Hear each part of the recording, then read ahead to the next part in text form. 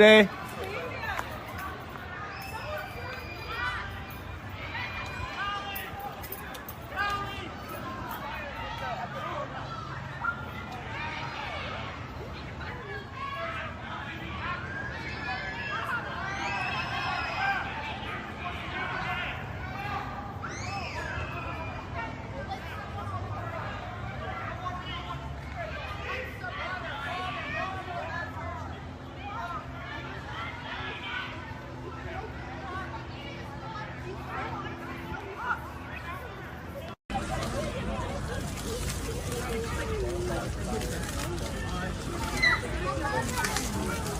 There's a woman who was on the ground bleeding out. Oh my gosh, sorry. And then there are two other women whose calves were burned from the fire. And so I just ran over to stay with them and make sure that they didn't like lose too much blood from their legs. And there was a woman that was burning on the ground. And then we noticed two other people that had also been affected by the burns on their legs. And this man was shirtless and was yelling with some kind of accent and was threatening to burn people. Be leaders ourselves. Black women are being used by the Democrat Party. All of these socioeconomic indicators are in the negative, particularly for black people. They want mob rule. When Trump was in office, please somebody tell me what act of dictatorship did he perform? She has Donald Trump's hair on top of her head. And she's sitting here talking about brown girl this, brown girl that. Because she's a black woman. They would ask her how to spell her first name and clap like sea monkeys. Oh, yeah. Whoa.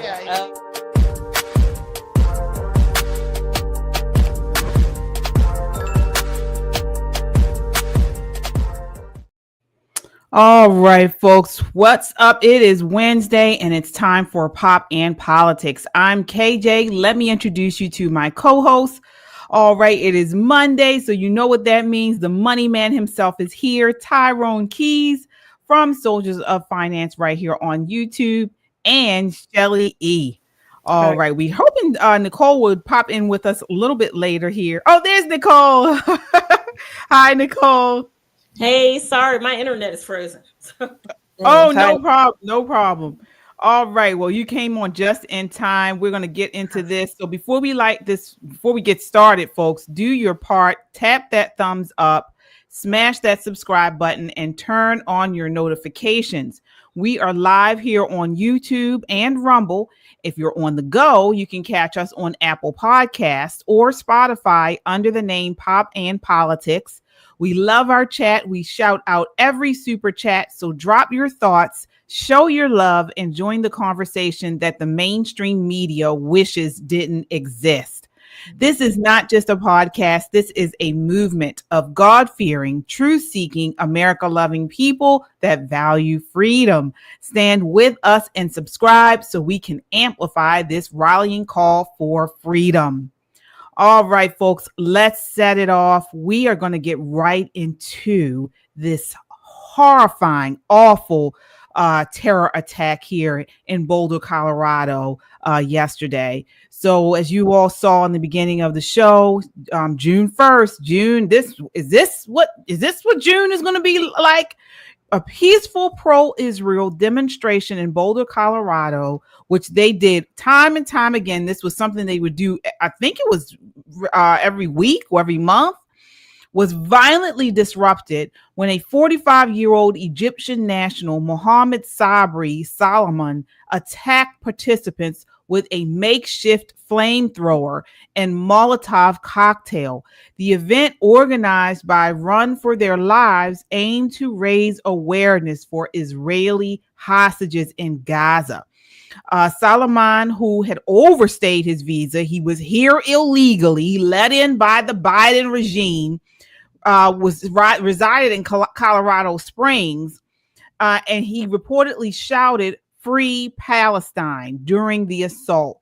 He had planned the attack for over a year, targeting what he described as a Zionist group. Authorities recovered 16 unused Molotov cocktails at the scene. I want to start off with you, Tyrone. What's your response to this? Well, a lot is going on here. One thing I found interesting, notice how the left has ratcheted up their weapon of choice from bricks, okay, back during the BLM riots, and now it's Molotov cocktails, okay? So even the weapon of choice is becoming more violent. This guy, as you said, illegal immigrant, all right? I think that when you have people like Ilhan Omar, let's see if she expresses any condolences for these people who were injured today. Because you remember when the couple got shot in D.C. a few weeks ago, she didn't have time even to express condolences for them. So when you have a media and a political party who are out there promoting violence, okay, and actually supporting people who want to divide us, like on these college campuses or campi, we can't be surprised at what's happening. And look, I got to give it to him. You know, one of the producers here has said that this is the way it's going to go down. And we're going to see Democrats, they keep up this route. They're looking a lot like people who engage in violence for political purposes. And we have a term for that. It begins with a T. Yeah. While ABC, CBS, and NBC opened with the Boulder terror attack, they immediately began watering down the truth. No mention of anti-Semitism, no calling out of Hamas, and no acknowledgement that the suspect shouted "Free Palestine" and was in the U.S. illegally. This was their broadcasting. The words anti-Semitism and Hamas were intentionally avoided in the initial coverage. What are your thoughts on this, Shelley? My thoughts are this is maybe going to prove to be one of the most murderous terrorist attack summers in the United States. That's number one. Number two, I to say I'm angry is maybe an understatement. Okay. These people, these illegals, no less. Again, we already have people committing crimes in America that are Americans, but the people who come here illegally and then have the audacity to commit another crime as heinous as this, when their visas have been expired, they should not have been here nevertheless. Why are people coming here illegally and then getting asylum and visas anyway? For what? How about they turn their asses back around and send them wherever they came from? That should be done at day one, as soon as they are caught. But of course, we have many politicians, most notably under the Biden administration, that have allowed millions as yet to be uncounted illegals to come in and do harm to American citizens. We need to round them up. Like, I know President Trump is doing his absolute best along with his administration, but I contend I'm not advocating this, but Americans are going to have enough, and they are going to start taking matters into their own hands. Okay, they are going to start doing that, and you can't fault them when our leaders, so-called leaders, officials, authorities, are not doing what they are sworn to take an oath to do. They are to be removed, and it's we the people that need to do the removals. Yeah. Nicole, so ABC's Good Morning America didn't just avoid condemning Hamas, they actually offered cover, referencing unconfirmed claims that Israel shot Gazans at an aid site. Before I get your thoughts on this, I wanted you to take a look at this clip 8. We're going to turn now to the latest on the humanitarian situation in Gaza. According to Hamas-run health, the Hamas-run health ministry, dozens of people were killed and hundreds injured after gunfire erupted near an aid distribution site. Our chief foreign correspondent, Ian Pannell, is in Tel Aviv for us this morning. Good morning, Ian. Yeah, good morning, Michael. Devastating scenes in Gaza. As you say, according to the Hamas-run health ministry, at least 31 people were killed, around 200 injured, after Israeli forces opened fire near this US-backed aid site. Food, of course, is in desperately short supply in Gaza, and eyewitnesses saying a large crowd was waiting for this centre to open. Already struggling hospitals in the area overwhelmed with victims. The group Doctors Without Borders saying patients telling them they were shot at from all sides. Now, the IDF strongly denying that its troops opened fire on the crowd in this incident. However, an Israeli military official telling ABC News that soldiers did fire, quotes, warning shots towards several suspects who advanced towards the troops, also in the same vicinity. The US-backed Gaza Foundation says it hasn't seen any evidence that there was an attack at or near its facility. The UN now calling for an independent investigation. Meanwhile, those hopes of a breakthrough ceasefire and hostage release fading as Israel has started expanding its ground operations in Gaza. Rebecca. And those 58 hostages still held by Hamas. Okay, so Nicole, this has been retracted. So the story saying that this was the IDF firing on Palestinians at an aid site has been retracted. It was actually false. The BBC came out and said that it was false. And I quote here, they said, as part of our investigation into the reported shootings yesterday morning near an aid distribution site in Rafah, southern Gaza, we've reviewed a graphic video which has been seen by 134,000 times in one X post alone, which some claim shows the incident.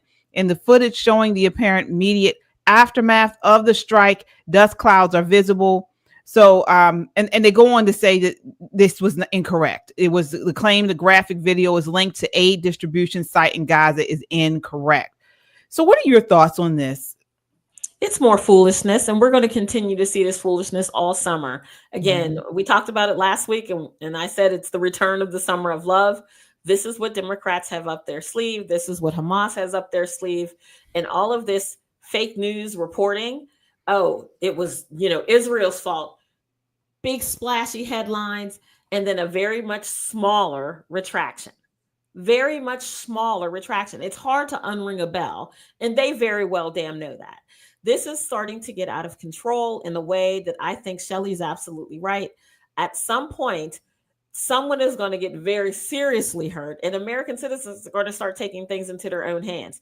I'm grateful for Kash Patel and Dan Bongino, who are, sending FBI agents out into the field where we actually need them instead of in Washington reading the newspaper like the rest of us. Hopefully, a lot of those officers went to Colorado to help that state get itself straightened out. But when we talk about Israel and Hamas, it's so hard because this is not like a war over territory. It's not a war over a difference of opinion. These people have been warring since the beginning of time.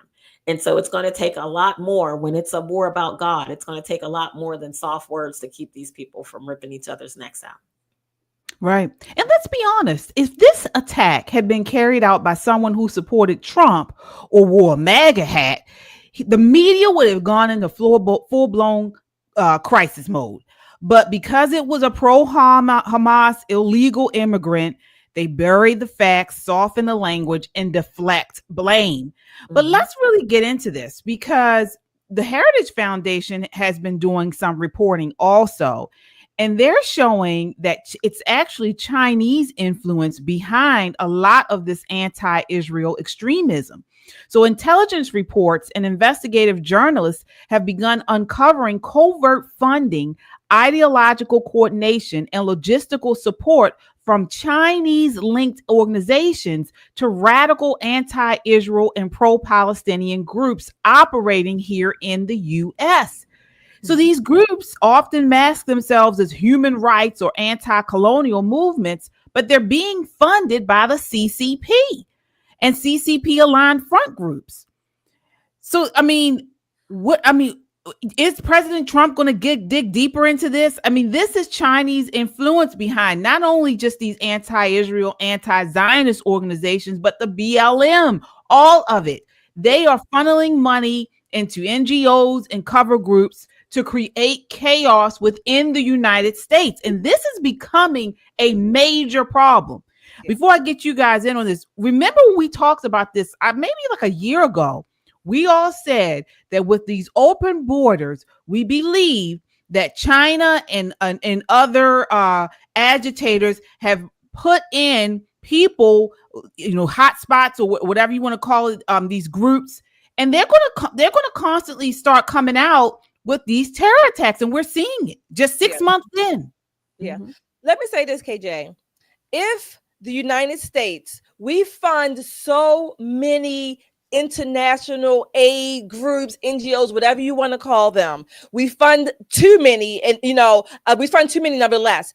Many of them, let's take the WEF, the International Monetary Fund, all of these groups, they have a global, if you will, a global agenda to actually make America into something that America is not supposed to be. That's just summing it up. They don't want America as America is supposed to be as a constitution. They want America to be this, I don't know, country of the world, if you will, whatever that means. So if they have their agenda, they are hell-bent on carrying it out from the monetary system, from the social system, music, whatever. I mean, culture, what education. They are going to find a way. Another point I want to ask is, where is the UN? What the hell are we even still in the UN for? For what? Many times it appears, at least in my never to be humble opinion, from what I see, is that every time we fund any group outside the USA, NGOs, whatever, somehow or another, the money is funneled back again to be used against us. It kind of reminds me of what we do here in the United States with our own officials. They take our taxes and they use all of it, most of it, if you will, against the good and the benefit of the American people. I'm not an isolationist. Again, we have to live in a world where we're going to meet other people. I get it. I am not a pure isolationist, but damn it, I am a retraction. And let's say, get the hell back, cut the money off, and let's reassess. That's what we do in the military. You survey, you go out, you have a plan, you rework it, you do all these things. We need to do that on a major scale.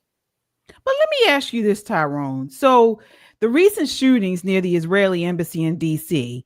have the markings of a foreign influence escalation, possibly intended to provoke diplomatic crisis. If evidence confirms Chinese fingerprints, even indirect, this could be interpreted as a hostile act bordering on an act of war, could it not?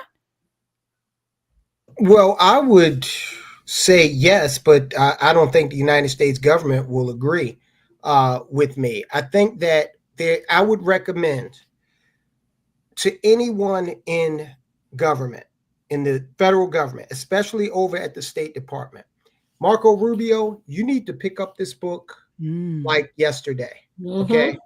And read it cover to cover and use it as a reference book and continually reference it, simply because Asians are very patient.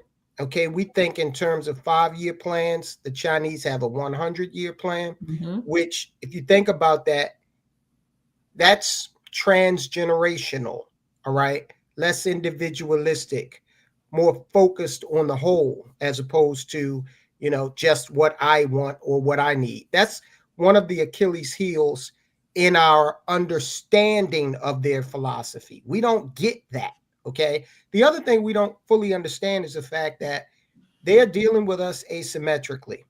They know that they cannot take us on militarily. They know they can't take us on economically. So what they're doing is using our system against us. Right. Okay, we mentioned Ilhan Omar earlier. Now, Ilhan, this is how our system works against us. Now, this woman was a refugee. We plucked her out of a refugee camp in a shithole country. And she's not thankful about it at all. She's actually using our system against us. We need to rethink this whole thing. Okay. It is time remember, the United States and our system, Thomas Jefferson said, this is an experiment. This is not set in stone tablets. Okay. And we need to get fit for what the world is today. Okay, with the adversaries we have from across seas and within our borders, within our nation's capital. Yes, I agree with Tyrone on that. One of the biggest fears that I personally have is people who are embedded in our nation, the sleeper cells who are already here, some of them elected people, some of them serving in positions of power. I don't know what defenses we have against that kind of internal attack. Overseas, you know, these wars are going to rage. Israel and these Arabian countries, these Muslim countries are going to have issues, you know, from now until the end of time. Even if we get this particular war settled, another war will come. Make no mistake. It is not a war again over land. This is a war over God. And as long as they both have two different gods, there's going to be war between these people. But when you think about China's influence, and like Tyrone said, that 100-year mindset that the Chinese have, and they all talk about it. They teach their little children this coming up. Meanwhile, our kids are eating Tide Pods, you know, on TikTok, dancing happy dances. We have got to get really serious about defending this democracy, quote unquote, defending this nation against people not only away from us, but the people that we've invited in, took him in from, as Tyrone says, shithole countries, right? But let me cut in there for a moment, Nicole, because how do we defend against it? Because, and all know, I have advocated for this kind of stuff. We know that they are using things like TikTok, like social media. They've infiltrated our legacy media. They are fighting us with these are their tools of war. And I have advocated for getting rid of this stuff. But like Tyrone mentioned, they're using our so-called freedoms and constitution, many conservatives have said, removing TikTok from the United States, even though it's clearly a tool of the Communist Chinese Party. They are against that.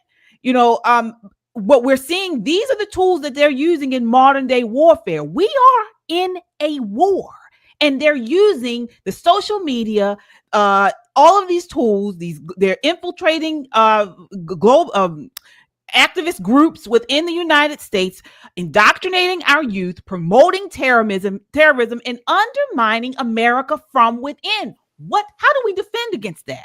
Let me take an attempt to answer. And this is not even necessarily an answer. Alan Dershowitz, I'm going to plug his new book. I haven't read it yet, but it's on this way. He has a new book called The Preventive State, and it's basically talking about these questions that we're asking: how to basically be prepared, if you will, or be involved. I don't know how to fight this war, if you will, that we're in while still preserving American liberties. One of the things that I will say, or at least I'm rethinking, I am going to stand on the American Constitution for Americans, okay? For Americans. I'm not talking about illegals in foreign countries having a say in what Americans do or what happens here. So that TikTok thing, when I look at it from an American perspective, I'm saying, okay, it's an American, but it's not. It's communist or it's Chinese owned. Then that's a different layer. At least that's how I'm beginning to think about it. That's number one.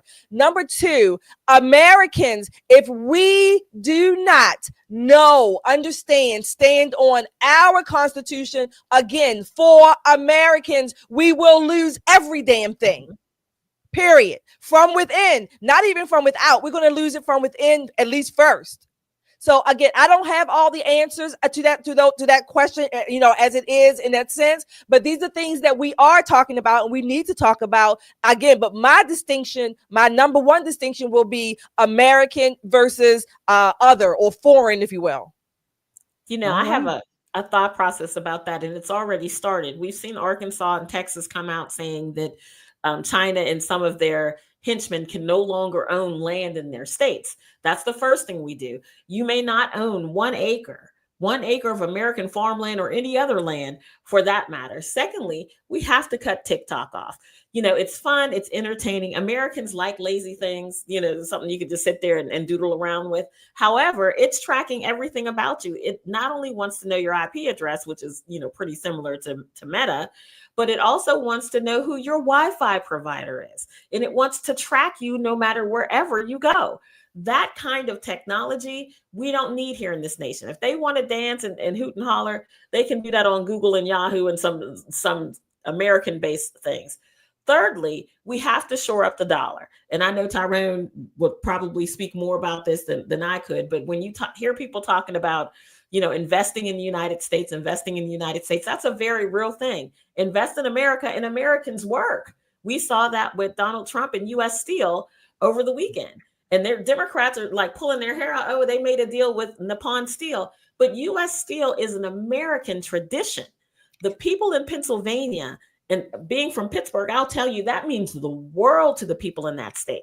That means that not only grandpa and dad, but now the son and the grandson are guaranteed jobs that they can use to support their whole families. So we just have to get really serious and back to, maybe 1950s America, when everybody wanted America to succeed, unlike what we have now. That's a big part of it, is that nationalism, they've made it a dirty word. Okay. But the Chinese, they have a strong sense of nationalism, as do many other countries in the world, many of which are, adversarial toward us. So we need to look, I'm like this. If you got a better idea where you want to go live somewhere else because you think they got it better, fine. That's one thing that distinguishes the United States from despotic regimes. You can't get up and leave North Korea, okay? But you can get up and leave here tonight if you so desire, and you can go wherever they'll take you, okay? So if you are a citizen of a country, and we see a lot in the media and in politics where these people actually are rooting for America to fail. And I'm like, do you realize what else is out there? Okay, this is why I firmly believe that a requirement to graduate high school, and as a taxpayer, I'd be more than willing to see a slight tax increase to make this happen. You need to spend 6 weeks in a developing nation before you can get a high school diploma, okay, so that you can actually see what life is like outside these borders. And then I think that people will come back with a deeper appreciation for what they have. Is it perfect? No. Is it Mogadishu? No. Right. Yeah. And speaking of nationalism, we talk about Target. Before we get into this, I do want to acknowledge our super chatters. Thank you all so much.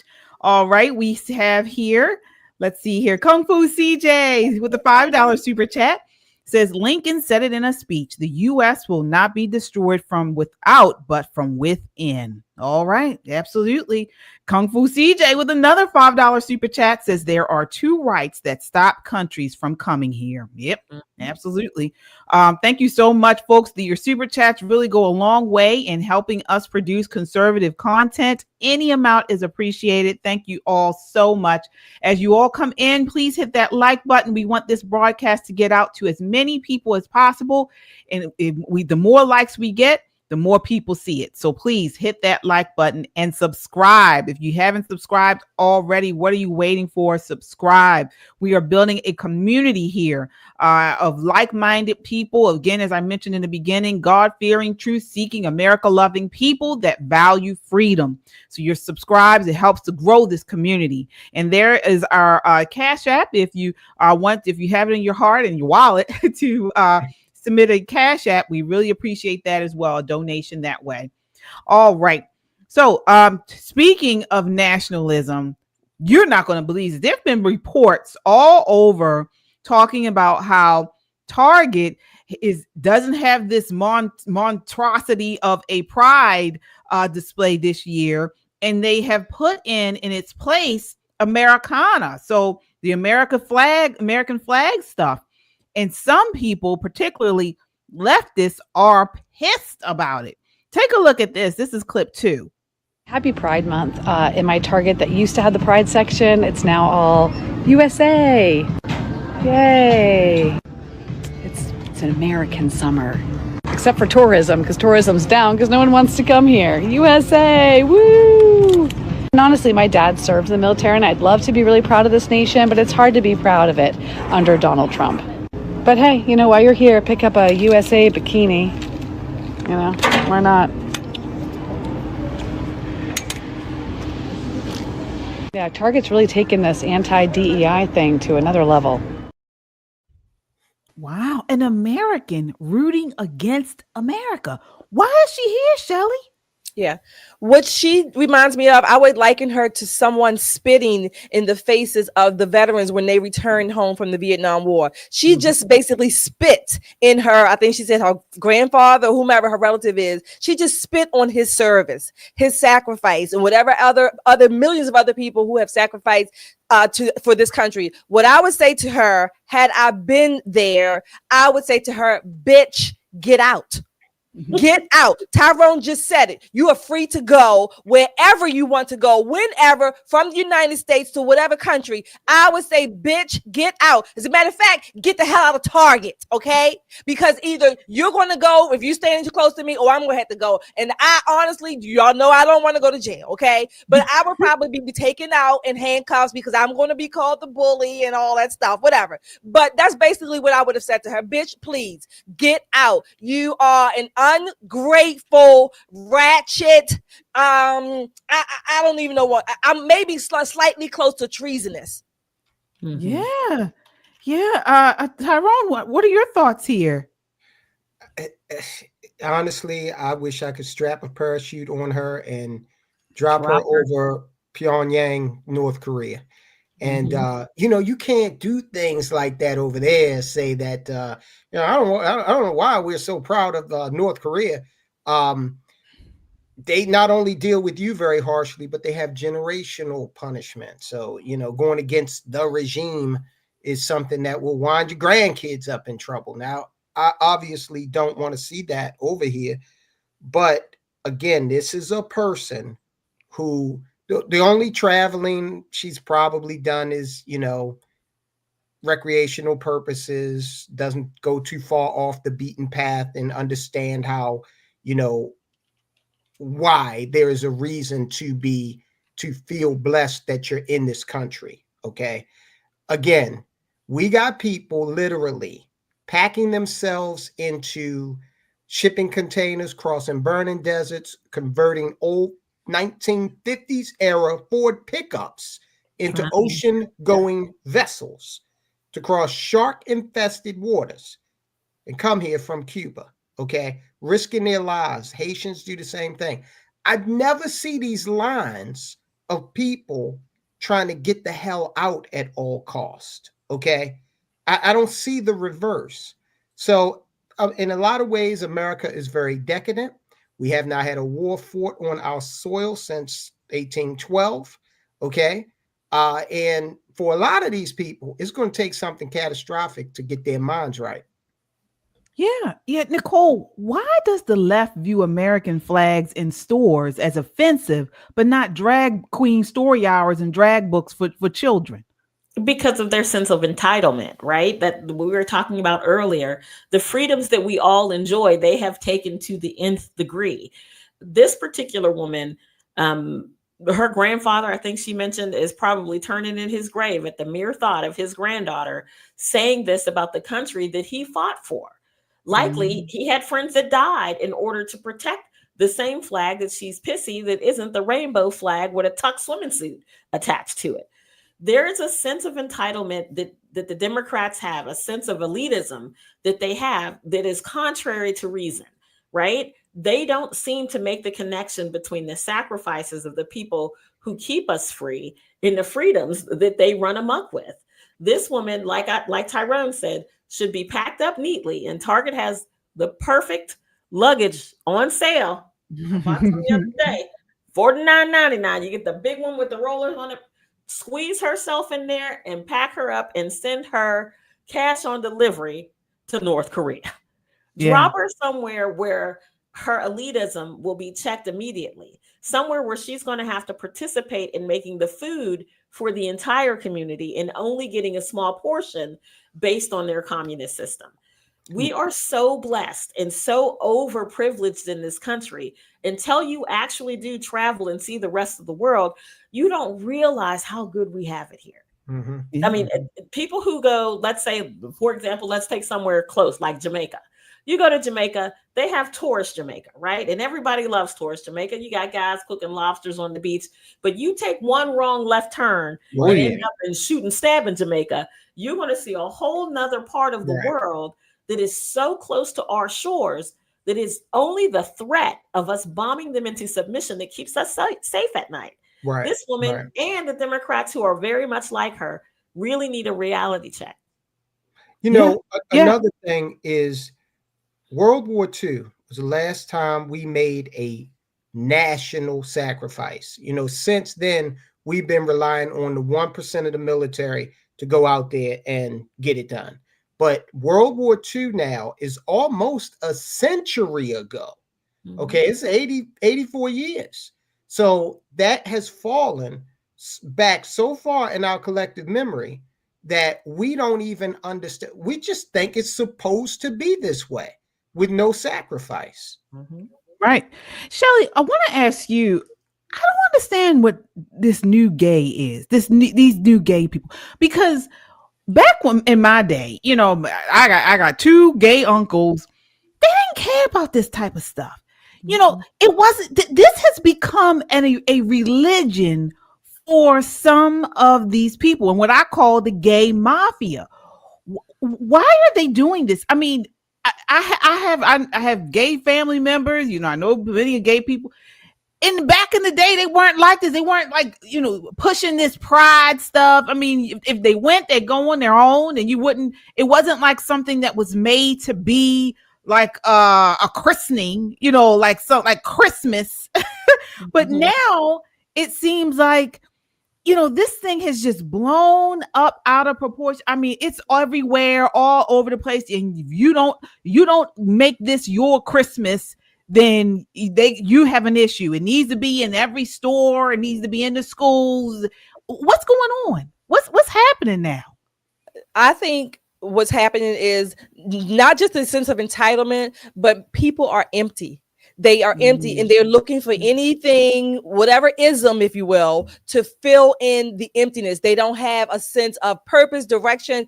The only thing that's important to them is the external, if you will, or what they think people see them as, whether it be gay, trans, whatever other adjective you want to describe them as. That's what I really think it is. But you're right. When I was growing up, there's a family, and when I say family, a family of brothers. Every one of them was gay. Don't ask me how that happened, but in my community, in our block, we loved them. They were like uncles to me in my family, my cousins, all of us in the block. We were not afraid of them. They corrected us. They knew everybody on the block knew each other's family. They ate dinner with our houses. I ate over their houses. Never was their gayness the issue. You know, they were of the generation where, you know, I hate that when I hear that sometimes, but they were of the generation. They would tell us, y'all better stay in the child's place or go, whatever the case may be, right? So that was still in the community. So I know gay people as well.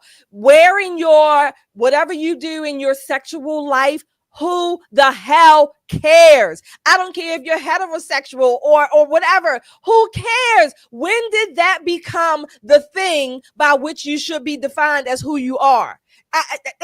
They're empty. They are entitled. They have nothing, and I'll go on record as saying nothing worthwhile that they can point to. Now, I'm not saying they don't have it in their life, right? They just don't have something that they would point to and be grateful for and find meaning and fulfillment in whatever that thing is. I believe every human being has value. Every human being has something that for which he or she can look to and be thankful for. These are the kind of people who don't. They look for the external applause and they look for it from other people for whatever reason, and it's mostly based on superficial bullshit. Yeah. I mean, again, you know, and I have gay friends, and we don't that's not what I know them as. You know, it's when you meet people, it's not like, oh, look at me, I'm gay. And I find that even on the conservative side, some of us are falling into this identity politics thing. Whereas I don't care about you being gay, especially if we're not friends. You know, if I'm meeting someone, or if this is sort of like a company or corporate thing or whatever, I don't need you to lead off with I'm gay. I'm not leading off with I'm heterosexual. You know, it's the it's the dumbest thing to me. And so this is why that's why I call it like a mafia, because and I had somebody, a friend actually, who told me, they were like, she was like, well, I'm not she was like, don't call me, when you say the gay community, I'm not in the gay community. She was like, I'm not part of the gay community. I'm gay. That's one thing I am, but I'm not part of that community, because that community has gone off the rails. And so I feel the same way. It's sort of like, to me, about BLM. Just because I'm Black, I'm not part of BLM. BLM is a twisted, thing. I'm not part of that. And I think the same thing about this whole pride stuff and this gay stuff. I mean, again, if you want to do whatever you want to do, but do not lead with that. I don't care. It's not something that we need to lead with, is what I'm saying. Exactly. I've had the opportunity to see the evolution of, how gay people live in this society based on, we had an uncle who was actually my grandfather's brother. He was literally run out of North Carolina with the clothes on his back because he was gay. This was back in the 40s. Okay. Ended up in New York, then settled in Baltimore. However, that was an incident in his life. Okay. But the man was an accomplished musician. He was gay. He didn't lead with that. That was not his identity. Okay. Then in my generation, we have a cousin who is gay, and the whole family was like, all right, whatever. Nobody gave a damn. Okay. Do you? And then we have a nephew of mine, okay, who is operating under this new rubric. He calls my wife and I one day and says, I want to come up. I've got something to discuss with you all. And I'm like, what? You're gay? We already knew that, right? It's like, dude, chill out. You know what I mean? But exactly. To me, those three episodes, those three individuals in my family embodied the progression of that lifestyle over time. You went from persecution to total ambivalence to look at me, okay? And it's just another form of balkanization where, these Marxists out here want to split that pie so fine. Oh, you're a Black, gay, single mom. You're about 10 or 12 different things by the time they finish with you. That makes it easier for them to distract you and control you and get you away from understanding the commonalities you have with your fellow man, no matter who they're sleeping with or what color they is, like the economy, for example. Right. You're right. All right. Well, folks, please continue to hit that like button as you all come in. Hit that like button and subscribe. If you have not subscribed, what are you waiting for? We are a community here of as I said, God-fearing, truth-seeking, America-loving people that value freedom. So again, come on in here, hit that like button and subscribe. Also, we appreciate all of your super chats. It's a great way to get into the conversation. So again, your super chats go a long way in helping us produce conservative content. We do have another one here. Chris King says, a lot of truth and common sense rightly here. Thank you so much, Chris. Really appreciate you. Chadwick says, with the $5 super chat, says, I had to put that young lady from college up because if you don't respect this country, leave. Oh, okay.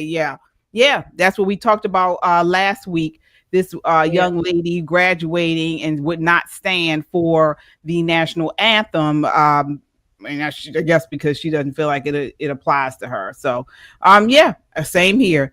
And speaking of this country, we have some moving on to the Ukraine deal. So before we do that, folks, again, if you are want to buy American, we have all of our merch is made in America. So this is our merch store here. You can get t-shirts, mugs, sweatshirts, hoodies. This is a great one right here. We're not black, we're not white, we're American. Don't let them divide us. One of my favorite messages that we provide. So definitely go to popandpoliticslive.com and click on shop. Get your merch today. And it's another great way to help us and support this channel.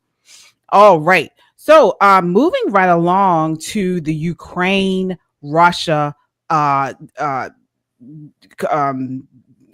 do you call it? Ukraine-Russia war. So Ukraine just pulled off one of its boldest military operations to date, and the world is watching. In a shocking and highly coordinated move, Ukrainian forces destroyed or disabled over 40 Russian military aircrafts using drones in an attack deep inside Russian territory. The mission, dubbed Operation Spiderweb, hit strategic bombers, including Tu-95s, Tu-22Ms, and even an A-50 radar plane. Take a look here. This is clip 3.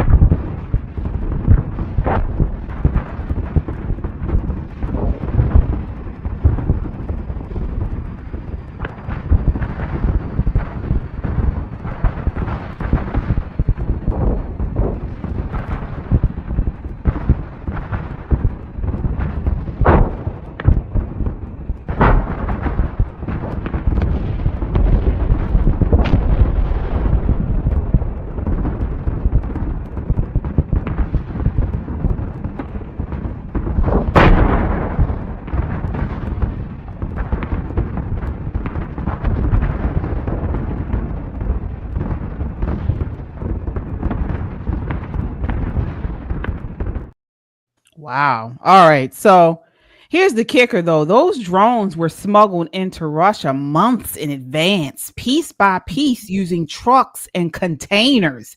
This wasn't just an attack. It was a masterclass in stealth and patience. So, Nicole, what are your thoughts on what we have here? I mean, was it justified? Was it a justified move by Ukraine, or will it escalate the war beyond control? It's definitely going to escalate the war. You know, the whole time Zelensky was talking out the side of his neck, oh, we want peace, we want peace. He was moving these drones into place to strike Russia. It's going to be worse than the Ukraine can even imagine, because at this point, the rest of the world is going, well, wait a minute. I thought you said you wanted peace. You can't tell me you want peace when you destroy $7 billion worth of things. It is going to escalate this war, and it's going to drag more and more countries kind of lining up behind these people in this proxy war that we're having. When I tell you that this world is spinning on its axis as faster than I've ever seen it in my lifetime, you know, hats off to Marco Rubio to keep all of this stuff straight and all of these actors in their columns. But this, what Zelensky has done, he's going to pay for. He's going to pay for in blood. Make no mistake. Well, Shelley, so I mean, last week President Trump was, and this is in quotation, pissed at Putin. I mean, he was calling him out, said he didn't know what he was doing, said he thought he was crazy. Now we have this.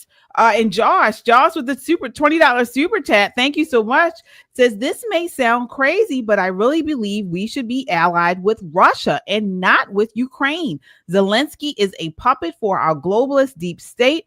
Putin wants to be aligned with Trump, which is why the media hates them. So we do have a lot of people, particularly, and thank you so much, Josh.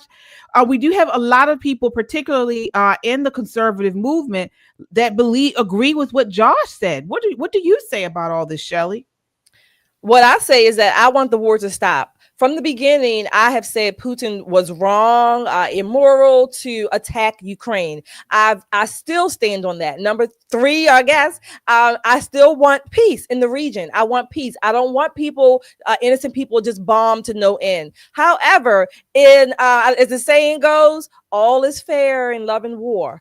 Zelensky, from his perspective, I presume, is protecting his country. He's fighting back. Russia has been bombing in the Ukraine for I guess almost 2 years now, or whatever the time frame is. So again, I want the diplomacy, if you will. If Putin is not willing to come to the table, of course things are going to escalate. They're going to escalate if Zelensky doesn't do something that brings the sides together. Either way, it's going to escalate. How it's going to end, I don't know. I do think, yes, this does escalate things maybe faster than they would have. But if you don't have the people at the table, I'm with President Trump.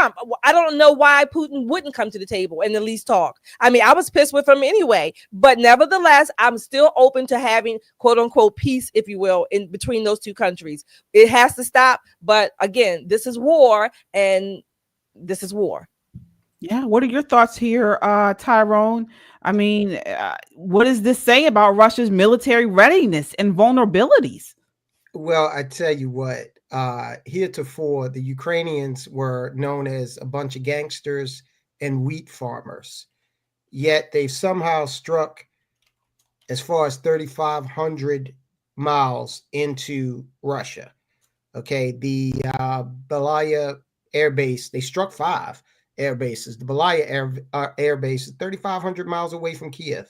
Mm-hmm. The Ukrainians did not do this. Mm-hmm. NATO did this. Mm-hmm. Okay, and Trump knows that. Hegseth knows that. The plan for this very attack was on the shelf for about 18 months. This is leverage to get Putin to come to the table, okay, and get serious about peace. Additionally, if you look at the type of aircraft that were damaged or destroyed, 33% of their airborne nuclear arsenal has been disabled. And you remember back in the Biden administration, one of the things that they were saying was that they wanted to further degrade Russia's military capability. And we've seen since this war started, we've overestimated their conventional military capability. Okay. This thing is on the same continent. Ukraine's right down the road, and they haven't been able to keep supply lines open. So there's no way they have the expeditionary capability to come anywhere else, right? The only thing they had was the largest nuclear stockpile in the world. But now that's been hampered because the aerial component of their nuclear triad has been disabled. Mm-hmm. Okay, yeah. 33% of it.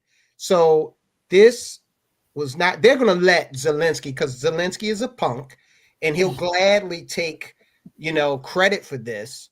And the United States is okay because, like I said on our live stream earlier today, if you're one of these foreign leaders, the last friend you want is the United States of America. Ask Noriega, ask Saddam Hussein, ask so many others, okay? And so they're fine with letting Ukraine take the hit. Trump administration maintains plausible deniability.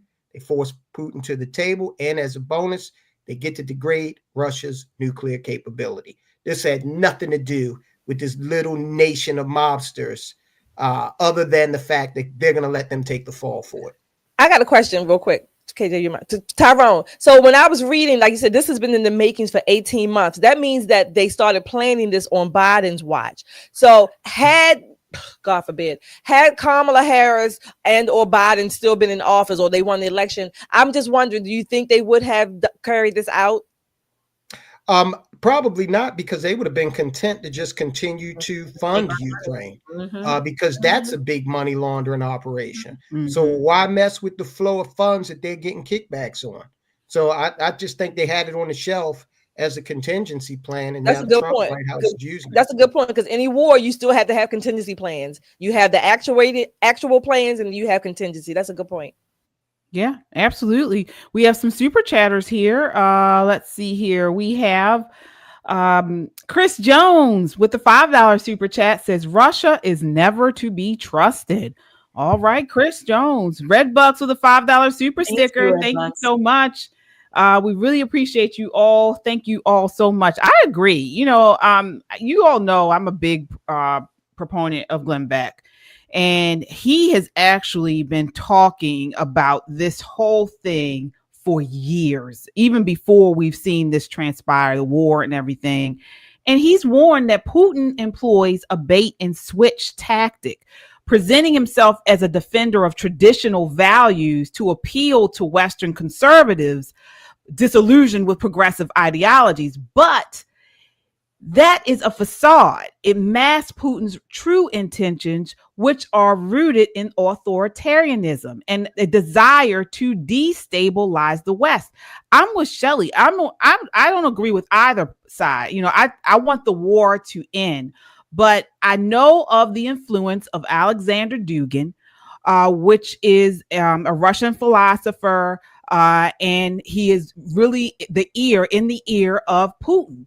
And he describes, capitalism with a T, traditionalism, which seeks to dismantle modern democratic institutions and replace them with a new world order. So Glenn Beck has been reporting on this for quite some time, how the Russians are using conservatives, particularly the Christian right, to cause a civil war. So similarly, how Marxists are using progressives, Russia is using the Christian right to do the same thing they're doing on the left. So again, anytime we have this chaos, anytime we have this type of war brewing and things like this, there's a lot more to it, I believe. We just got to watch it. And here's another thing that, because there's some talk in the chat about, some people say we should align with Russia. Some people say don't trust them. Look, this is not about trust. This is about international affairs. Okay. So the last thing we want is further alignment between Russia and China. So therefore it actually behooves us, if we look down the road 20, 30 years, it behooves us now to try to separate, to the extent that we can, Russia from China. We've got the largest economy. We can do it. But first, what we need to do is end this fiasco over in Ukraine. Now, one of the other things that this operation may accomplish, well, it definitely will accomplish, is putting a lot of internal pressure on Putin. This is the kind of thing that if he does not respond to in the right way, Putin will get deposed. Okay, there's no doubt about that. The Russians are not going to sit up there and see this occur. And you can best believe in the halls of the Kremlin right now, whispers are occurring, alignments are occurring. Okay. And if Putin does not respond quickly enough or, impactfully, okay, then that's going to be a problem for him. And that could also benefit the United States in terms of cleaving away this tight relationship between Russia and China. So this thing is, it's fine to say never trust Putin, never trust the Rusky. Okay, fine. But when we look down the road and we want to practice some serious diplomacy to get stuff done, we don't have to trust these people to work with them productively. Yeah, well, I agree there. I totally agree. But we do have a faction on the right, it seems, that is really into, like, they're all about Putin. It's not so much strategically. I don't hear them talking strategically about our connection, our relationship with Russia. They actually believe that there's some type of alliance that we can form there. And I personally don't believe that is something that can be done. I believe that they are a strategic adversary who manipulates conservative sentiments to further their own authoritarian objectives. And so, like you mentioned, in war, in negotiations, we do have to concede on different fronts and see who we will align with temporarily. But what I'm hearing a lot on the right, or on parts of the right, is more than just a strategic alliance. And that's what kind of scares me. So just my 2 cents there. You're right. And I don't want to monopolize or belabor this, but people do need to remember Putin's history. Yeah. Putin is an old school KGB. Pre-perestroika KGB agent. Okay. That's his stock in trade, deception. So I will totally agree with you that while we do want to normalize relations with Russia, okay, Putin, I mean, come on. We definitely can't trust the KGB bigwig, Exactly. I mean, at this point, we're really choosing between the lesser of two evils. Right. Zelensky's a punk. He's reminds you of the guy playing 3-card monte out in front of a hotel in New York City. It would not surprise me at all at the end of this particular war that he ends up living in some Swiss chalet on all these US dollars. Definitely. And Putin can't be trusted because, he has that KGB influence. It is just remarkable how over a period of time, that part of the world has sunk lower and lower and lower into depravity. Zelensky could have had this war over a long time ago, have his young men and women being killed and slaughtered in the fields for his own personal, gain. And all of this is just, again, like you said, KJ, a proxy war for something bigger. And it's getting nastier and nastier and every day it goes on. Right. I agree. Well, we will continue to follow what goes on over there. Now we're back on the U.S. soil talking about Maryland. So what happens when a teen commits over 100 crimes? Nothing. Authorities arrested a 16-year-old boy linked to 121 car break-ins across Laurel, Prince George's County, and Howard County. Those are areas within Maryland. Laurel police executed a search warrant at his home and found piles of stolen property, items from 47 cars in Laurel alone. But despite the massive crime spree, the Department of Juvenile Services released him just 5 hours later. Why? Because he had no prior record. This is crazy. So I want to open this up to you all. Shelly, you've been following this story. What do you think about this? Unfortunately, this is another case. I'm going to pin it on Mr. Schiraldi, the secretary of the DJS. In Maryland, at least, Baltimore, we have seen increasing numbers of teens, young people committing these crimes, particularly carjacking, robberies, with many of them with firearms that they're not supposed to have, right? But this revolving door. This is nothing more than a culmination of the soft on, don't hurt the baby policies, don't make the baby cry. The baby can't be upset. Let's protect them. Let's put a bubble wrap around them and just send them back home and put them in the crib. This is the policies that are coming to fruition. As they say, the chickens are coming home to roost. No, the babies are out the crib and they are causing havoc through our state and in our country at large. Look, this boy, I forget how old he was, 100 cars. What do you mean he doesn't have a record? Yeah. What do you mean? It was 121, I think. Yeah, it was. What do you mean he doesn't have a record? I mean, it's unbelievable. They know what's going on. And I'm going to ask that infamous question, where are his parents? Where have they been? Do you not see your teenager bringing in car parts and storing them in the house? You mean you don't go into your teenager's room? Or no, I'm sorry. Too many of you weak parents out there, you have to ask permission to go into your child's room. You got to knock. May I come in? Hell freaking no. Kick the door down. Whatever. No, go in there. Go through that stuff. They didn't buy it anyway. What the hell? How do you have all of this and nobody, no adult, no parent is notifying anyone, not asking questions. I know there are many of you who are too afraid of your children. You don't want them to be upset with you. You want them to like you and always love you and not think anything badly of mommy and daddy. Bullshit. While that little terror is literally terrorizing the rest of us, you're coddling him or her, and then he's still turning up and destroying your home, your cars, and the other people in the community too. Get the Joker and put him behind bars. I'm all for releasing the DJS or the juvenile records. I'm sick of all this, keep them under wraps and this, whatever. Once they hit 18, open the books. Yeah. Nicole, I mean, 121 break-ins and still no jail time.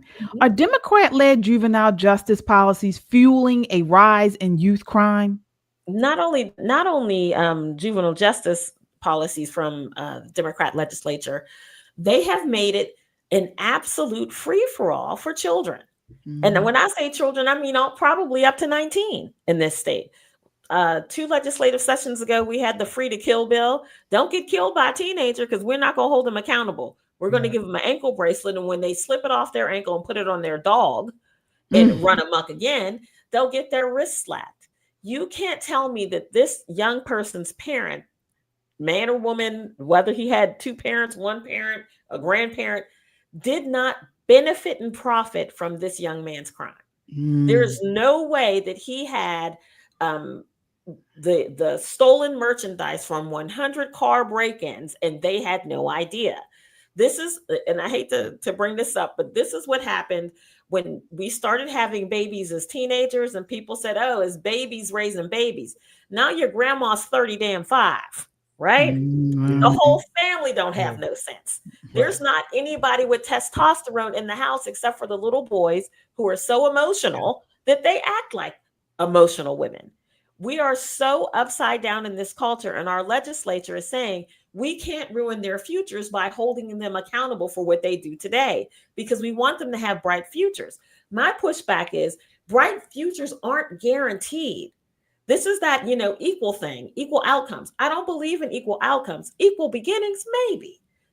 But you have to work hard. You have to not commit crime. You have to study and do your work, learn a trade or a craft, something in order to elevate your life. Well, this young man chose robbing cars, and it sounds like he was damn good at it, right?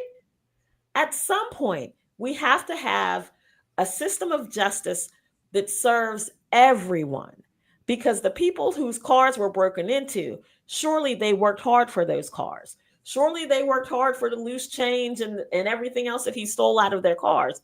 What do you say to their children? What do you say to their kids? At some point, Maryland's legislature has got to get it right, because you know what's going to happen.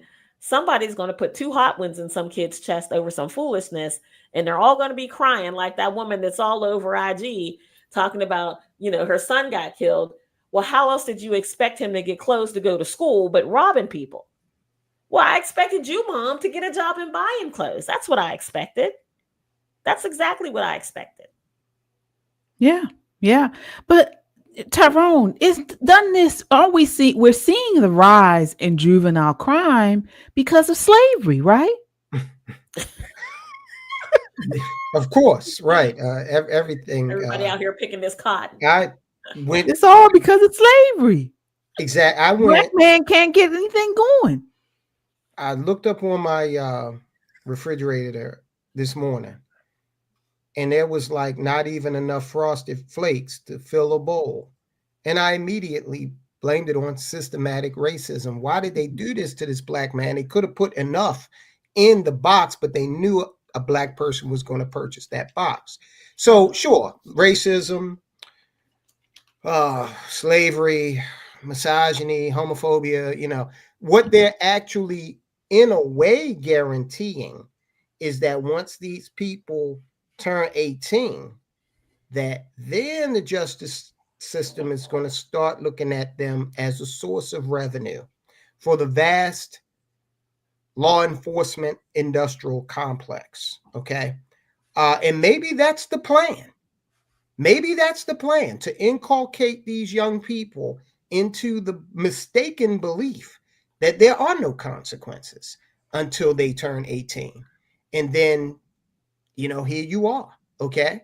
So that's what they're condemning these young people to by telling them there are no consequences to their actions and they can go out here and do whatever the hell they want to do. Absolutely. I just think it's tragic. Yeah, it's Marxist theory, though. The criminal is never to blame. It's the system, the systemic racism, systemic everything. So naturally, a teen caught red-handed is treated like a victim of capitalism, not a threat to the community. And what we see that the community continues to struggle because of it. Be victimized because of it, and that's what they want because they want chaos. Exactly, it's simple as that. They want to break down the public trust, undermine our civil society. Is exactly what Marxist radicals want.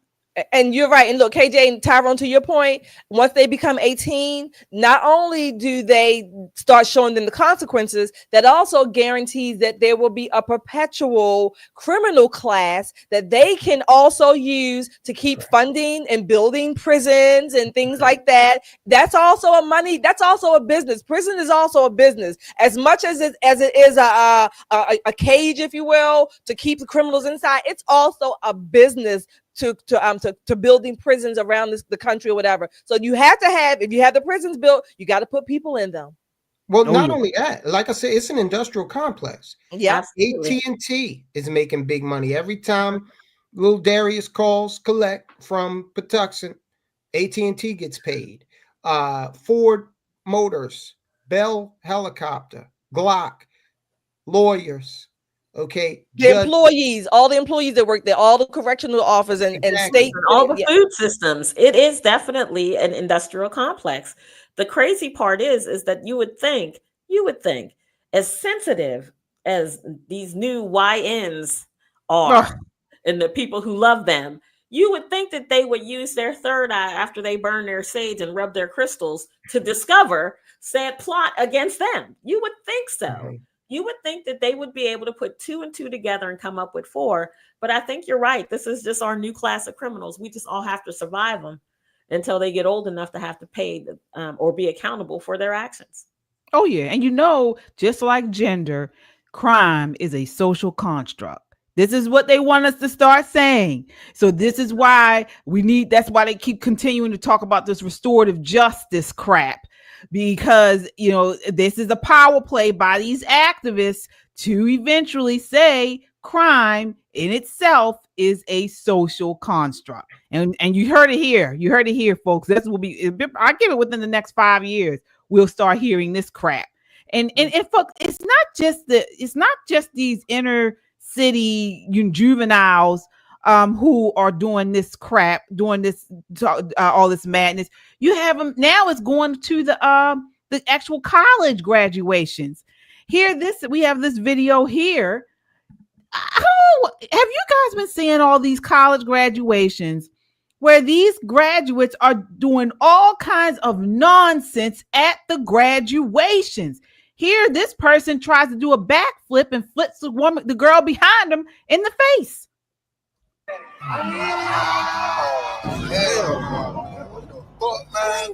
Get your ass on, boy.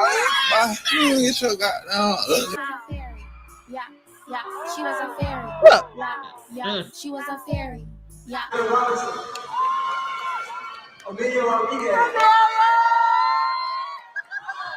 Why is he doing this? Why is he doing this? This is ridiculous. You see the ones where they dance and where they break out and the foolish dancing and stuff too? Oh, yeah. Yeah. It's ridiculous. There is no decorum. There is no professionalism. People got to get into everywhere and act like an animal. KJ, I'm sure we can all attest, when we graduated from 6th grade to middle school or junior high school, as they called it, we had a graduation. we were sixth grade, 12 years old. Right. We had to dress appropriately. Parents in the community came. It was like you said, decorum. This is a totally lost. And I'm embarrassed. I'm going to say it. I don't care if you like me, anybody out there. I'm going to say it. Most of the videos I've seen, I know this is social media, and social media is a hyper exaggerated, realm, if you will. I get that. But most of the ones that I've seen are predominantly Black people. It's embarrassing. They are showing No. They are not predominantly Black people. Oh, what are they? Tell me. They are predominantly niggas. There you go. There you go. I want to make this clear. You're right. You're right. But they are showing their literal asses. They're acting like they were in some kind of caught up in an orgy. They're dancing. They look like the kids on the Charlie Brown, the commercial where they all dancing, except Charlie Brown, they look better. Charlie Brown did. This is ridiculous. It's like they caught up in some kind of frenzy or hypnotism, and they all just start. And it's almost blasphemous, if you will. They and the parents are cheering it on. Many of them, sure, in the audience. I mean, the principals and the administrators at those schools, and this is college too. Schools and colleges, some of them. It's embarrassing. Embarrassing doesn't even capture. It doesn't even capture the whole oomph of it. Well, you're right, Shelly. I mean, it reminded me when I see these people where they all just break out in this massive nonsense. It reminds me, I don't know if you guys saw on HBO, it used to be a show called True Blood. I stopped watching it after they had one season where it was some witch that came on and she put some type of spell on everybody, and they all just started kind of just kirking out in a field, dancing. It was like you said, it was a big orgy. And when I watched it, I was like, this is demonic. This right here is demonic.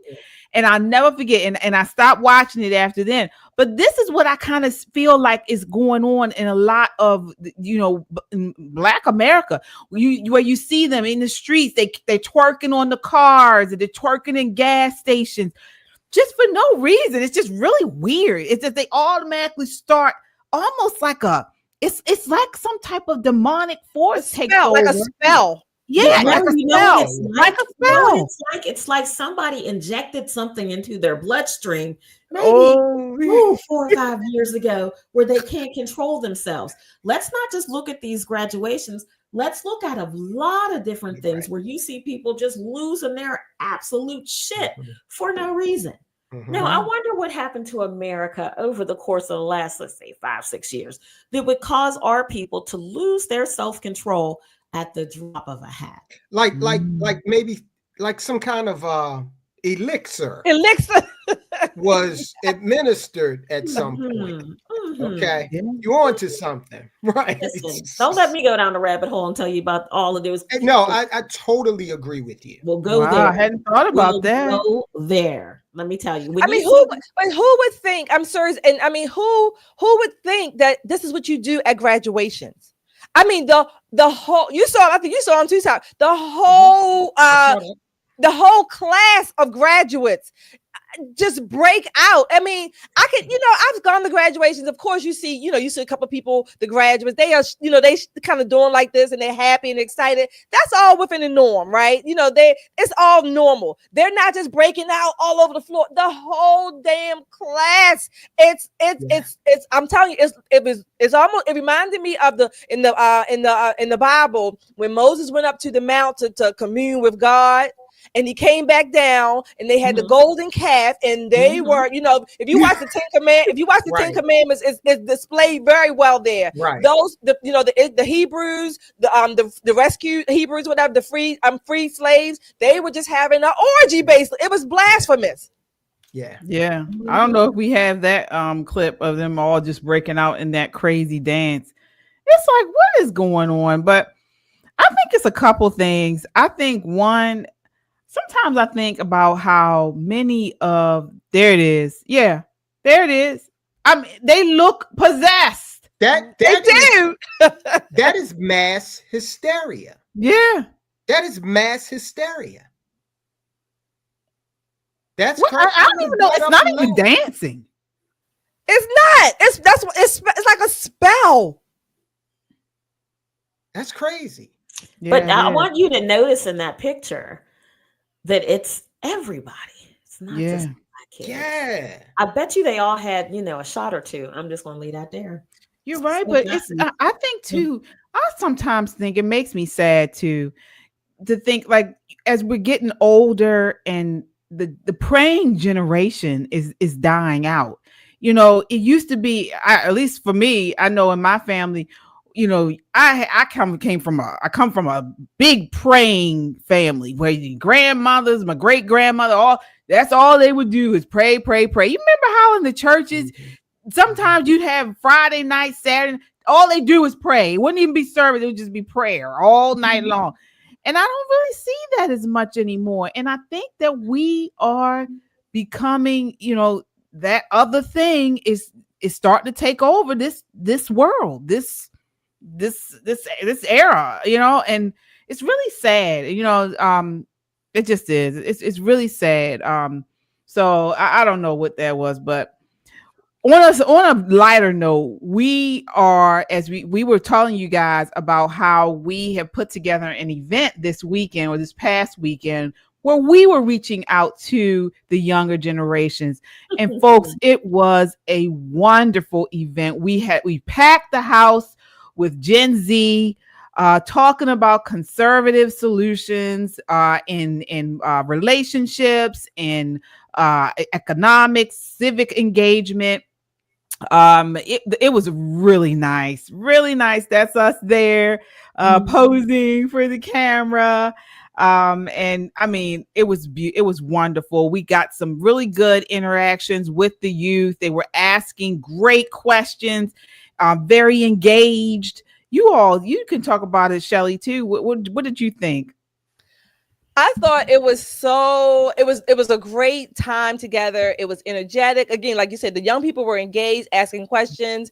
They were comfortable. I don't know. It was the word. It was very free spirited, if you will. I mean, it wasn't like regimented. That they talked with each other. They had a lot of food. They had food, snacks, things like that. The speakers were great. They were wonderful. They were they were open. They were engaging. They were not scripted, if you will. They spoke from their own experiences to impart that to the young people that were there. It was really, really, it was just a good time overall. It really was. Yeah, it really was. Nicole, what did you think of the event? I had a blast. Some of these kids were asking questions that I could not even conceive that they were going to ask. Right. So it really kept us on our toes. The information that was given by the speakers was very frank. The children received that information and threw some more frank stuff right back at us. So I think the adults had just as much fun as the kids did. And I think for this being, I think this is the first one with kids. I think this is something that we need to do more often. They were absolutely ravenous for the information. Absolutely. Yes, they were. Yeah. And I mentioned at the event how nowadays in schools, they don't get this type of open debate, where their thinking is challenged. And we used to do that back in the day a lot. You would get both sides to it. And this is how you grew. This is how you learned. So you could tell that they were excited for the dialogue, something to challenge what they were told in school, because now it's just like everything is one-sided. And then we, the conservatives, are censored a lot of times on what we can say. Half the time we can't even get into some of the schools. They won't even allow a conservative to talk about, conservative solutions and ideology in school. So, but they're craving it. They are craving this. Yeah. That's an important thing. I think sometimes as adults we kind of forget, not necessarily, being malicious about it or negative, but we kind of forget that children or young people, number one, the best learning takes place in small groups, right? Where you can have that back and forth, or, that push pull, if you will. That's number one. Number two, I think we forget that we do need to challenge our young people to think, to ask tough questions, even ask questions we may not have answers to, instead of, again, you all know I hate this, stay in a child's place. No, if they have questions, you have to create an environment or allow the environment where they can ask them, because if you don't, if you shut them down, if you will, they're going to still have those questions, but they may seek to get them answered in the wrong way. Right. Agreed. Yeah, absolutely. So, folks, we are going to do it again. We got such a great turnout and reception. We are going to do it again, and we're going to do it before the end of the year. So we are no longer, this is not annual. We're going to do it again before the end of the year. And because people were so excited, the youth were so excited about this, we plan to put out a podcast with them leading it. So keep your minds and your eyes and ears open to what we have going on here. We are going to, before the end of the year, we're going to have Gen Z do their version of Pop and Politics. Because we got to continue to go after the young people. The left is doing it. They're in high schools. Planned Parenthood is in the high schools, and on the college campuses. And so we want them to lead in a Pop and Politics Gen Z version. So definitely we'll keep you all alerted to what we're going to do there and let you guys know. All right. So moving right along, final topic of the night, a delegation of 9 city leaders, including Mayor Brandon. Actually, you know what? I want to get back to that. I want to go to this Chicago mayor. This Mayor Brandon Johnson actually went off on President Trump recently with in a newscast. I want you guys to see this. This is clip 5. Here at the airport, I'm about to board my flight for San Salvador. The goal of this mission is to let the Trump administration, to let the government of El Salvador know that we are going to keep fighting to bring Abrego Garcia. He said he was not able to make that happen. He said, I'm not interested at this moment in taking a tour of CCOT. I just want to meet with Mr. Abrego Garcia. Trump administration is lying about Abrego Garcia. This is why independent media is so important. Thanks to people like you, patriots who love America and stand for truth, we're making a difference. Together, we've turned them off, called them out for their lies and propaganda, and held them accountable for their disdain for God-fearing, freedom-loving Americans like us. But we can't stop here. It's time to take action with our dollars. Let's make 2025 the year we double down on our commitment to values-driven choices. Vote with your dollars. Support Made in America. Back companies that honor our families, faith, and country. We found an exciting way to make this switch, and we want you to join us. Check out www.popandswitch.com and click Yes, I Want to Make the Switch. It's that easy. It's time to walk away from corporations like BlackRock and Vanguard that undermine our principles. Let's invest in America. Let's support businesses that share our love for this country. You don't have to take on everything at once, but you can start here. Join us in making this one small yet powerful step. Visit www.popandswitch.com. Click the link and schedule a call with our team to learn how you can make the switch. Together, we can create real change. What's up, guys? This is Giovanni, co-founder of Metro Conservative Media.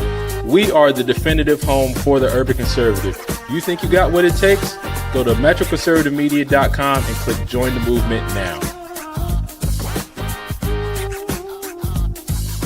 Not calling the president a terrorist? No, what I'm saying is trying to hold people hostage and manipulating them to succumb to his will. That is how terrorists behave. We're not going to negotiate with terrorists. What are your thoughts on having a meeting with the Trump administration to try and, for lack of a better phrase, kiss the ring to be able to stop the federal funds from being held back from the city of Chicago?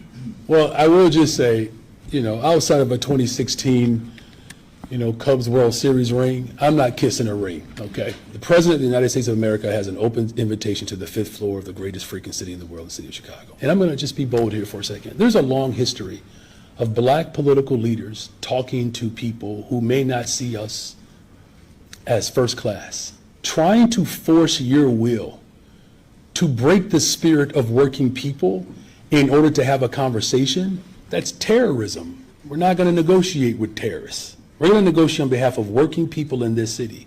And that's what American people want us to do. There's a reason why he's losing support. Now, he doesn't care. This president refuses to see our humanity. And his response to this economy is to give tax breaks and benefits to the ultra rich while the rest of us are struggling. You got to show up for working people in this city, in this country, and not for the oligarchs and the ultra rich. That's what has destroyed our economy, is that we have the ultra rich who continue to receive tax breaks while the rest of us have to pay for their failures. You're talking about terrorism. You're not calling the president a terrorist? No, what I'm saying is trying to hold people hostage and manipulating them to succumb to his will and then hold up our tax dollars. That is how terrorists behave. Wow. And let me first say this, as a black woman, you aren't first class. Okay? You're not first class. Now with that haircut, he's not. Yeah, not whatever. I know. Shelly, what did you think of it? Oh, go ahead. A 50-year-old man with a mohawk that disqualifies you from so many serious conversations. Okay, Trump's poll numbers are up. So says CNN. That's what I said. Brandon Johnson's poll numbers are in the toilet. This fool is not even going to win re-election. Yeah, he's corny, as we say here in Baltimore. He's a cornball. Okay, Sally, what are your thoughts? I haven't heard that in a while. Yeah, he's a cornball. I haven't heard that in a while. Brandon Johnson, he's full of it. He's full of corn, okay? He's full of corn, and he ain't got no balls. So what he is he is weak. He's weak, and nobody's asking him to kiss President Trump's ring. And he's not bending to his will. He's wants you to bend, if you will, to the will of the American people, to protect your damn city, to get the illegals out, to get your education system up and actually educate the students in Chicago at $20,000 a clip a year per student. In this, the grades are still in the toilet. So this is what he wants. Brandon, this is Scott. No, this is Johnson. All these damn Brandons, all these asshole Brandons. We got one here in Baltimore too, y'all. But he's full of it. This is all because they hate Trump. It has nothing to do with the policies. It has nothing to do with, any other thing good that President Trump is trying to put forth. It's just the fact they have this seething, deep-seated hate for the man himself. That's all this is about. And then what did he say? Something about he doesn't approve of our humanity. I don't approve of your daggone humanity, Brandon, because you're full of it. You're full of shit. I don't approve of shit either. It stinks. It belongs in the toilet. And that's what you're doing to the city of Chicago, running it in the toilet. Yeah, Nicole, what are your thoughts on his? Trump's poll numbers aren't down. His poll numbers are down. He's a jackass of the highest order. But what I find interesting politically is that he's trying to align himself with this uber left side of the party because the handwriting is on the wall for his mayorship. What's next? So what do I do with an 8% approval rating? The president of the United States won't even acknowledge that I'm on the planet. And everyone in this city has a bone to pick with me. What's my next move? What can I do? Our daily bread. Listen, what he can do is try to align himself with the people who are the most liberal, the most out there, because they are going to need someone to carry their message. Whether it's true or not, we all know that there's a certain segment of our population, Tyrone called them out by name, who are going to look at him and say, oh, Unc got it right. No, Unc don't have none of it right. He has no facts. He has no figures. All he has is this emotion, this emotionalism that the Democrats desperately are trying to sell to us. You see Jasmine Crockett out here and she's pouring all these crazy emotions out. No facts, has no idea what she's talking about, but she's so overwrought with this emotionalism. Now she has a male counterpart to be overwrought with her. This is what they're selling you, folks. I'm telling you, this is him auditioning for his next steps. Mm-hmm. Yeah, yeah. Tyrone, what are your thoughts on what he was saying about President Trump's tax cuts to the ultra rich, as he said? This guy used to be a school teacher. Yeah, that's the job that he's coming from. And look, right, what are you doing after this? Okay, I guess you still got your teacher's certificate. You go back to teaching 5th grade social studies or whatever the hell it was you were doing. But so many Democrats, okay, like Nicole said, think about when Cory Booker did the 25-hour speech. Okay. Think about when Cory Booker and Sleepy Hakeem Jeffries sat on the steps of the Capitol for 12 hours. Why don't you take your asses inside the building? You're a senator. You're the head of the Democrats in the House. Write a proposal to do all these wonderful things y'all want to see done. And then figure out how to do the hard work of getting it through your House, the Senate, and to the president's desk into a position where he will sign it. But your ideas are so damn outlandish and crazy that you know that you don't have a chance of getting anything like that done. All the Democrats are at this point are performance artists. Right. That's it. This is Hollywood for ugly people. All right. On steroids. Yeah. And he's lying. First of all, he said that President Trump's numbers are down. They're not down. Actually, CNN, if you can believe it, came out with a poll to say how people are so disenfranchised and turned off of the Democrats. The Democrats' poll numbers are way down. And Mayor Johnson's, we have seen video after video of people, Black folk actually, coming out and talking about how he is continuing to take up for these illegals and put them ahead of his own constituents, his own Chicagoans. So he's lying. Then to talk about the tax breaks, this bill is going to put the actual one big beautiful bill seeks to make the 2017 Tax Cuts and Jobs Act permanent, which is coming out to be one of the biggest tax cuts for the middle class ever.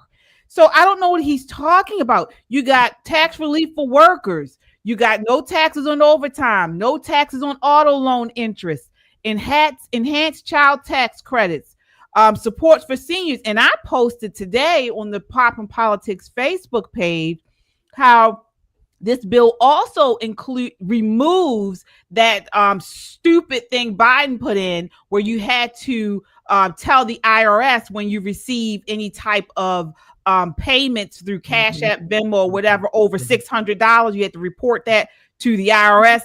Now Trump is removing that. So who is that going to help? Barbers, hairstylists, anybody with a small business, right? Dog walkers, people who have independent businesses, all the things that they try to kill, the things that make America strong. Listen, big corporations are wonderful to have, and they do generate lots of jobs and revenue. But the backbone of this nation are small independent businesses. This is what makes America different from every other nation on the face of this planet. Not Kraft Foods, but the little lady who makes tortilla in the morning and sells you your morning breakfast on the corner. These type of things are what makes America great. And Trump knows that. Biden administration had no idea, and they did their best to kill it. They did their best to break small business in this nation. And I think that the Democrats do know that their policies are anti-economic freedom. They can't have you. There would be no Democrat Party if we were as prosperous as Republican policies that Trump is espousing. If these policies are out there working, putting more money into the pockets of average Americans, it would be more difficult for these Democrats to, advance this consistent sob story about how one great getting up morning, they're going to have you, they're going to help you out. Okay. This is what they've been doing since Lyndon B. Johnson. Okay. He's right on target. He said, I'll have those niggas voting Democrat for the next 200 years. Your big Democrat hero, Lyndon B. Johnson, said that. And so far, he's been right because they've got people on this hook. Okay. Oh, we're going to help you. We're going to do this. We're going to do that. Bernie's flying around in a private jet. Okay. They don't care about you beyond your vote. Look at what the Democrats are doing. Glenn Ivey, legislator right here in Maryland, went down to El Salvador to advocate on behalf of a person who is not even a United States citizen. Okay. And then got down there and acted imperialistically, talking about, well, y'all better. And I was highly upset when they. Fool, you're in somebody else's country. That damn congressional pin you're wearing doesn't mean shit in El Salvador. Without question. And what was so funny is when you told them that he's just repatriated to his own nation. So you want to go bully his nation to kidnap him from his nation to bring him back to a nation that's not his own? It's ridiculous. And they're planning more trips. They're planning more trips to go down there. This is It's ridiculous. The only thing that makes it come to real quick, if he was repatriated to Iceland, they wouldn't be going. No, they would not. Oh no. Iceland's way too white, let me tell you. Oh yeah. All right. Well, that does it for us tonight, folks. We have so much to cover on Monday nights usually, and so we enjoyed speaking with you all. I want to and we haven't done this in a while. So I want to ask you all before we go, just real quickly, what's a story or what's an issue? What's a topic that you think everyone should be following that they aren't? We used to do that every show at the end, but we haven't done it in a while. What's something that you feel like needs to be on the radar of everyone tonight, but it's not getting as much attention as it needs to? And I'll start with you, Tyrone, because I know you always have something over there on Soldiers of Finance. Well, last week we did do an episode where we showed how Andrew Cuomo is under federal investigation with regard to the nursing home deaths that took place in 2020. Okay. He's finally being held accountable for that. Others should be too. So that's something that's not getting a lot of news just yet, but it is vitally important because these fools up in New York City are thinking about putting this man back in office as mayor of New York City. So we got a video on it on Soldiers of Finance if you want to check it out. All right. Nicole, what's something you think everyone needs to be watching and they aren't? There's a new rare cancer cell that is in Ohio, Palestine, Ohio, where they had the train crash, right? And all the chemicals were leaked, and the Biden EPA said, oh no, nothing to look at here. Don't worry about it. You know, these people who are glowing green and orange, they were like this when they woke up this morning. These people are now finding themselves with rare, very rare, in some cases, so new that they had to bring in specialists from NIH to take a look at these people. This story is going very much underreported because it flies in the face of what the Biden administration said that was true. And, oh, by the way, this is how it makes it political. Pete Buttigieg. I know I'm mispronouncing his name, but I like it like that, right? Pete Buttigieg. They had a Democrat poll that said that he is the front runner for 2028. Wow. The same Pete Buttigieg, who was Secretary of Transportation when this train crash happened, and these people were crying for help, and he was out on week number 175 of his paternity leave. So there's a lot going on there. All right. Shelly, what story are you thinking that everyone needs to be watching that's being underreported? Two things really very quickly. The one is the birthright citizenship case that's before the Supreme Court. That's number one. And then number two, over the last couple of days, I've been looking at some documentaries or some interviews about Africa in general, Africa, and the aid that goes into Africa and how it's funneled into all of these different NGOs and kind of funneled back to the leaders or whatever. But yet Africa is still and this is from an African, the poorest region on the globe, right? One of the poorest regions on the globe. So I'm just saying that to say, look at when we hear about these NGOs and all of these international companies and organizations, look at how they are connected, all the interconnections, if you will, from the leadership, the money they get, where it comes, where it goes, where it doesn't go, and the regions that they kind of say that they are helping. All this aid, and who is it really aiding? All right.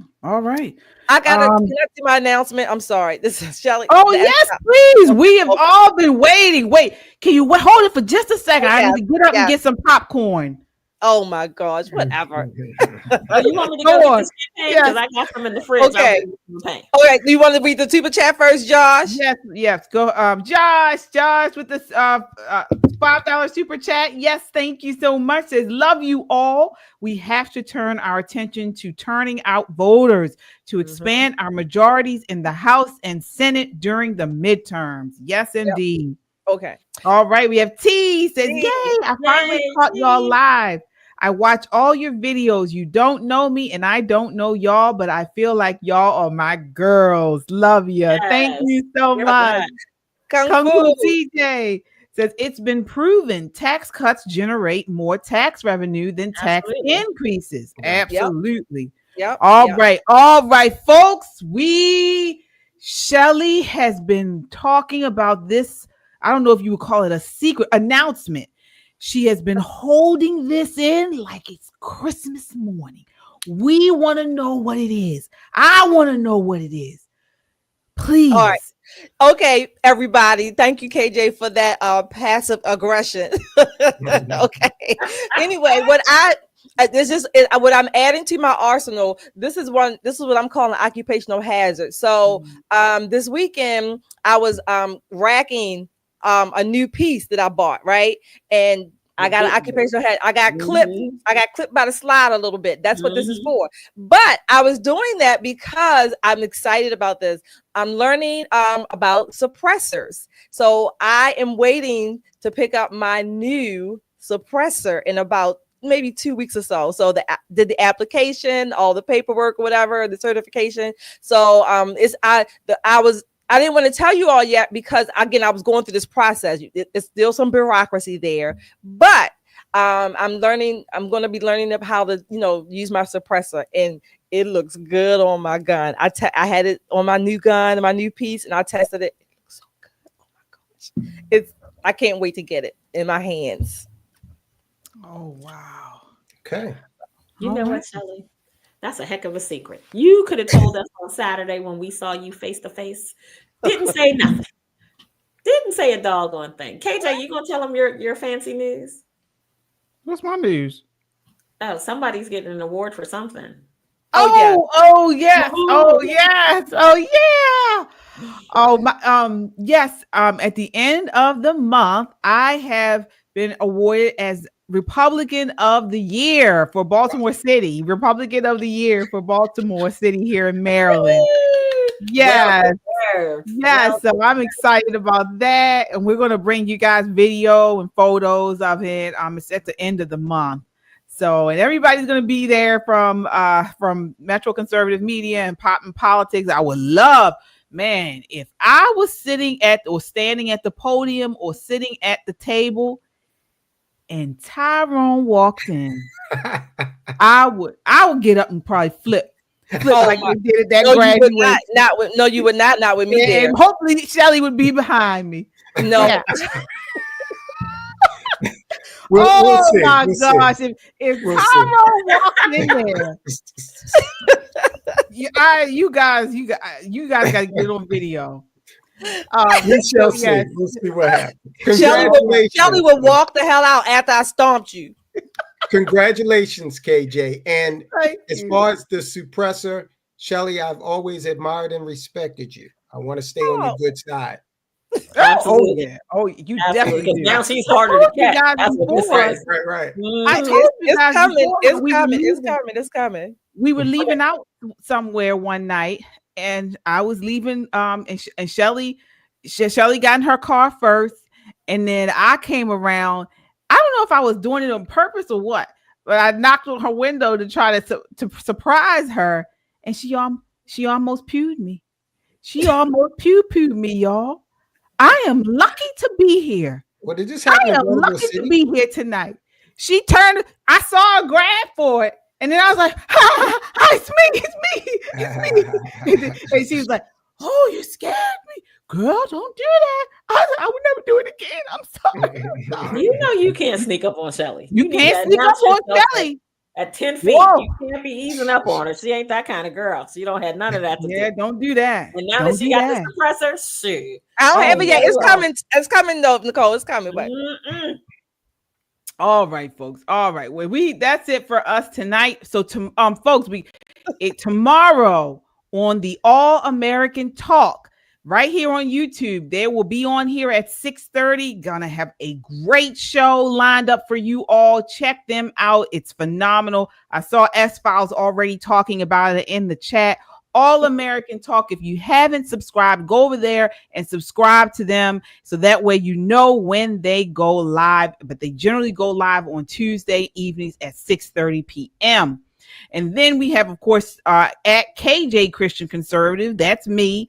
I'm Thursday nights. Now, this Thursday, I'm actually not going to be live. I don't believe we're going to be live this Thursday night. I'm going to support another Republican in Virginia. So, but I will be back on Sunday night. But definitely check out my channel there at KJ Christian Conservative.